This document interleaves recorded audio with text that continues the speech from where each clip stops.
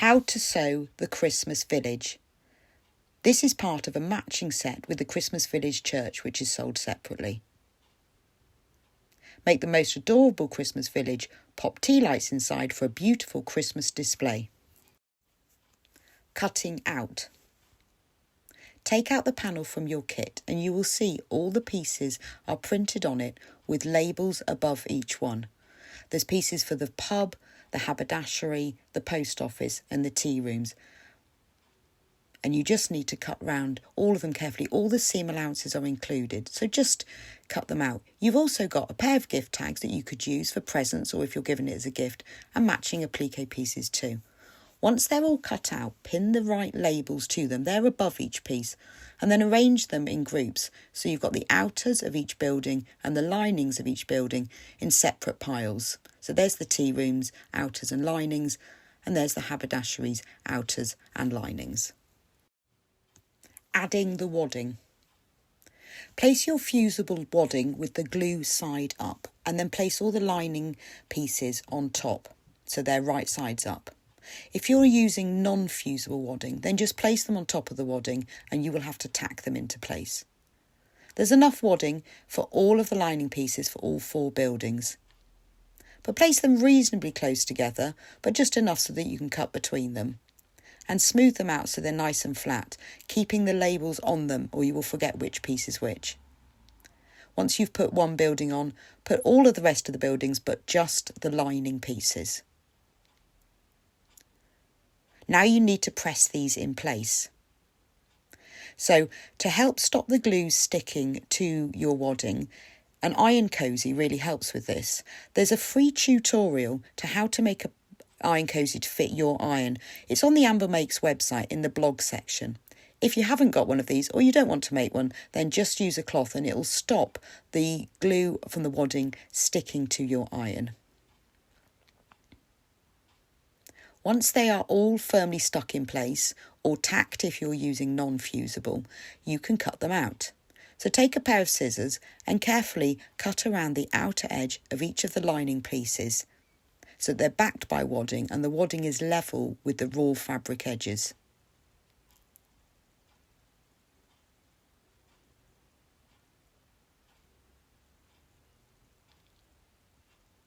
Now cut out all the other pieces in the same way and put them in piles for each building. So I've put the post office in one pile here. Remember, it's just the lining pieces. And there's all the village pub lining pieces, the tea rooms and the haberdashery. Making the pieces.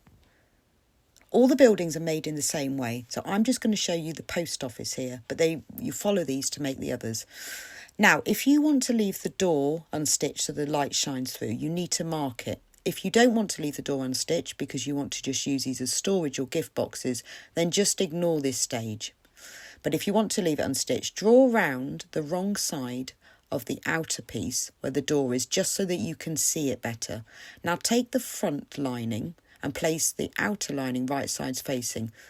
Take the labels off at this point so you don't sew through them, but keep them because you'll need to relabel it afterwards, otherwise you'll get all your pieces mixed up. So place it right sides facing, the outer and the lining, and pin it together all the way around. If you're making some of the other buildings, the door isn't always on the same side, so just make sure you match up the outer and the lining of the same pieces. Now you need to leave a turning gap unstitched. Do it in the centre of one side, not where the door is.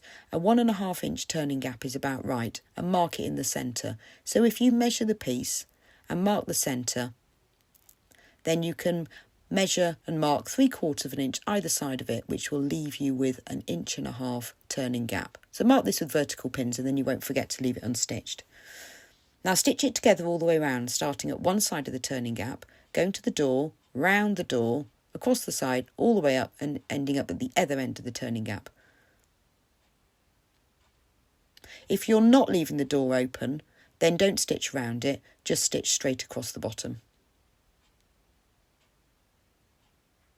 And you can just ignore that door section. Now trim off the corners In order to reduce more bulk, I snip off the corners and then a little triangular bit either side just to trim the seam allowance away from the corners. It just helps you to get neat corners for these little pieces. Take care not to cut the stitching.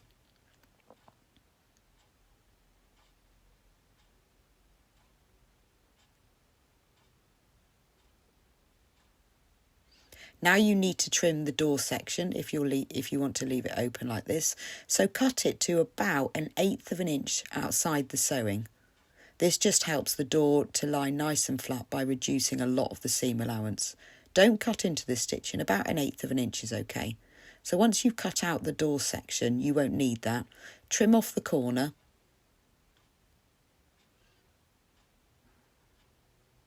Do this carefully so you don't cut the stitching. And then to help that curved section lay flat, just do tiny little snips into it, into the fabric, so that you don't cut into the stitching, but just to help it to ease. Now open up where the turning gap is, fold the fabric over and just press it flat. And then turn it over and fold the fabric over on the other side and just press it flat with your fingers or with an iron. It just helps to keep that turning in the right place and staying on the inside. Now turn the whole piece right sides out through that turning gap.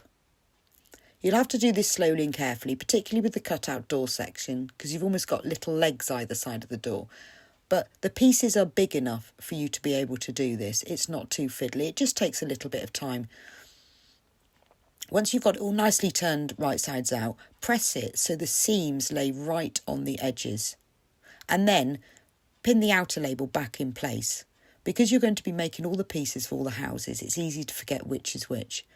Now you've got the turning gap left, so you just need to stitch this closed. It's best to do this by hand, you'll just get a neater finish, but you could top stitch by machine if you prefer.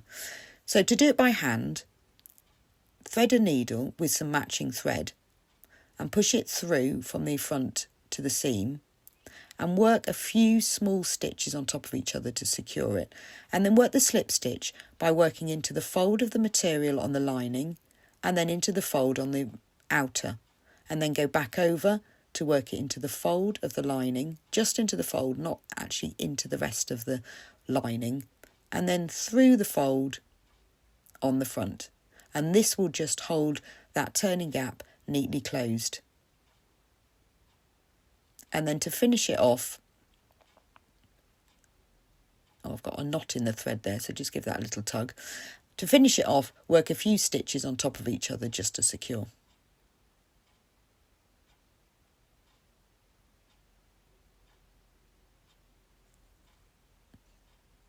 And then trim off the thread, and that's the front piece finish with the door.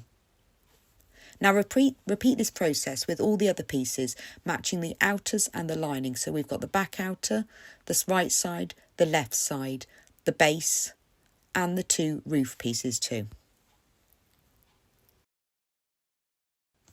Cutting out the windows. Decide which windows you want to cut out. You can cut out a few or all of them.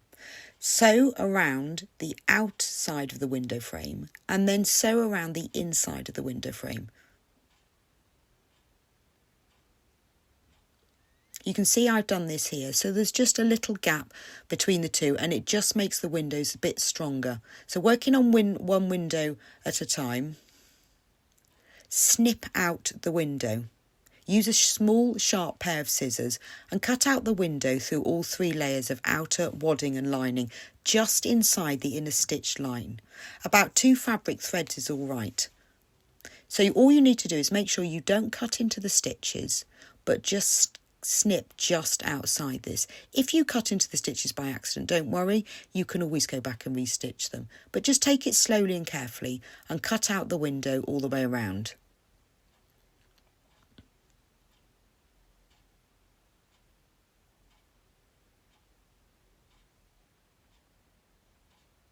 Once you've done that, you'll need to go back and neaten it off because you'll find that you may have a few loose threads or bits of fabric, particularly if you go from the back, you may need to trim it off a little bit. Also, you might have some loose fabric thread, so if you just pull the edges of the fabric very gently, if you've got any loose fabric threads, you can cut them off, just so you get a neat finish.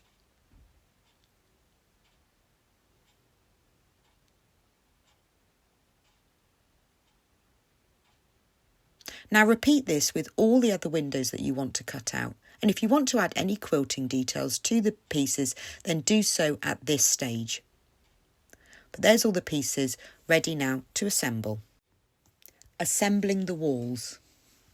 Take the post office front and the post office rights and place them lining sides facing along the right hand edge of the front and the left hand edge of the right side. Now pin them or clip them together along the edge. This just holds them in place. Match up the bottom edge first and then match up the top edge, because the bottom edge is really important that it's all level. Now you need to hand sew these together using a slip stitch. So start by securing your thread. Push the needle from the front through into that bottom corner, leaving a tail so it doesn't come undone for now. And then work a few stitches on top of each other just to secure the thread. Just through the outer of that bottom corner. And then work across to the outer of the bottom corner of the right side piece. You'll have to remove some of the clips as you go so that you don't get caught in your stitching. Now to join them together, work your stitches into the outer fabric only, not the lining. So you're going to work across from one piece to the other using a slip stitch. This is also called a ladder stitch. Work into the fold of the fabric and only into the outer fabric, as this will help the corners to lay flatter. So basically you're working long stitches through the outer fabric, and then you have a straight stitch that goes across from one piece to the other. This is why it's also called ladder stitches, because you've got the straight ladder rungs going between each piece. So work from one to the other.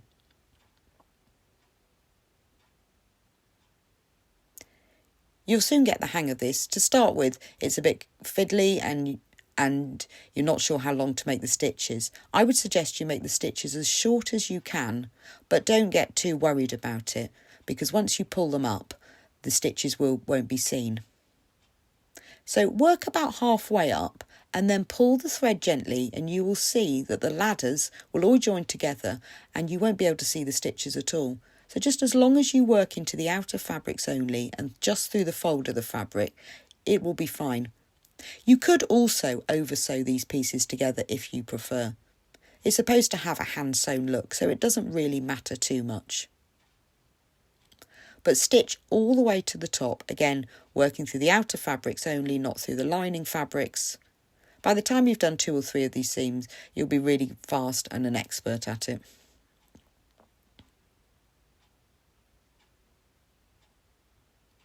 So I'm showing you this quite close up so you can see about the distance that I made my stitches, but it's not an exact science. Just make sure that they're joined together all the way up. Using a matching thread, a thread that colour that matches the outers, will help as well. So when you get to the top, lay the 2 pieces flat and gently pull up the thread, and you will see that the ladders will join together and you won't be able to see the stitches at all. Work a few over sewing stitches on top of each other just to secure the thread, because this is the point where it could come undone. And once you've done that, you can snip the thread to finish. And then cut off the thread that you left sticking out at the end as well. So that's the front outer and the right side outer. Join the back to the right side of the right side outer and join the left side to the right of the back outer. Now you've got all 4 pieces joined together, you need to join them all together to make one continuous wall section. So pin or clip them together. So you've got the left side outer joined to the front. And sew them together in the same way all the way from the bottom to the top. Once that's done, you can finish securing the thread. If you want to be extra sure that the stitches won't come undone, then what I sometimes do is thread the needle just through the lining fabric near the seam, Don't pull it just so it lays flat, and work a couple of over sewing stitches at this point. It just gives a little bit of extra length of thread and means it's less likely to come undone.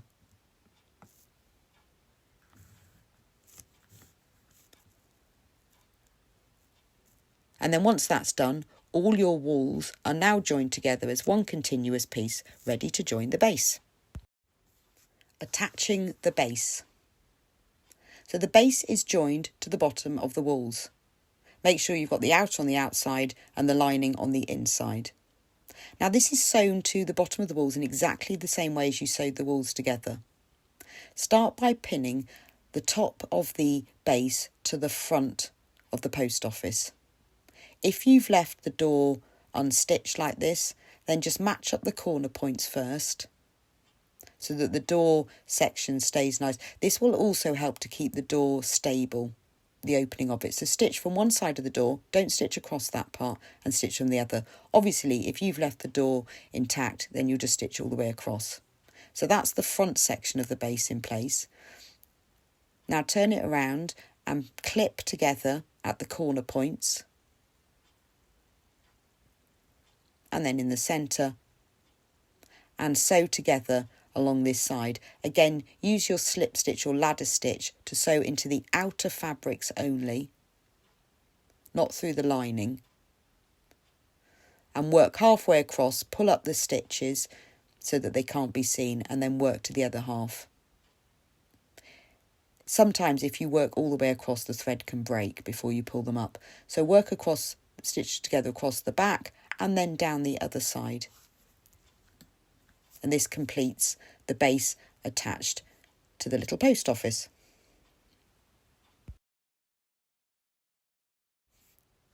Adding the roof.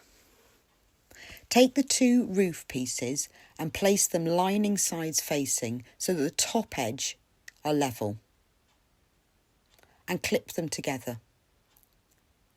Now the two roof pieces are sewn together just along the top edge in exactly the same way as you sewed the walls and the base using a slip or ladder stitch. So I'll show you this again. Attach the thread in the right hand corner by pulling it through and leaving an end. It just helps it to be more stable. You'll cut that off later, and work a few stitches on top of each other just to secure the thread so it doesn't come undone. Now, just as you did before, work into the outer fabric only of both roof pieces. And again, do a long stitch through the outer fabric on one side, so you've got a straight ladder rung going from one piece to another, then work another longer stitch. Make these stitches reasonably small. I'll show you close up here. So you can see reasonably small so that the top of the roof is nice and joined together, but they don't have to be tiny, tiny. So you can see the straight stitches that are going from one piece to the other, and then the longer stitches that go across. Only work into the outer fabrics, not the lining fabrics. Once you've done a few stitches, lay them flat and gently pull the thread, easing it out so you make sure you don't pull it too much. You can remove any, if you ease it out with your nail, you can make sure that you haven't pulled it too much. And then work all the way across, just like you've done before. You've now got the two roof pieces joined together. Now it's time to join them to the main building. So where you've got the gable ends, the pointed ends of the building, place the edges of the roof on there. So the pointed end needs to go up into the seam at the top of the roofs. Now these join together exactly. There is no overlap. The overlap is on the front edges of the roof. So pin it into place and sew up to the top. Once you've sewn that, then pin or clip it into place down the other side. You'll notice that there's the same overhang going over the front of the building and the back of the building. And it's meant to be like that. So sew up to the top and down, making sure that the pointed gable end sits just in the seam that joins the two roof pieces together. You can see that quite clearly here. So clip it, clip and stitch. Once you've stitched one side, then clip and stitch the other side. It's easier to do it this way rather than clipping both sides. You'll just get a neater finish at the gable end. But again, stitch into just the outer bit of the roof and the outer piece of the walls. Once that's done, and you've got the gable stitched in place, you just need to stitch the walls to the roofs. Now you can see that the overhang is the same. I've put a pin in the centre just so I can see the straight line. You can measure this if you like. It's about 3/4 of an inch overhang. So pin the centre into place. Now we're going to stitch the walls to the lining of the roof. This is done in a slightly different way in that you only work through the lining and the top of the wall. So you can work much longer stitches this time because these are just to secure it and hold it in place. So work a long stitch underneath the lining and into the top of the wall. Just make sure it hasn't come through to the outer of the roof as you do each stitch. But because you've got the wadding between, it's unlikely to happen. So go make a long stitch through just the lining and then a little stitch into the top of the wall. These stitches will sit right underneath the overhang so you won't really see them. Take care not to pull the stitches too tight so that it sits nicely, and always check to make sure that your needle and thread haven't come through to the outside of the roof.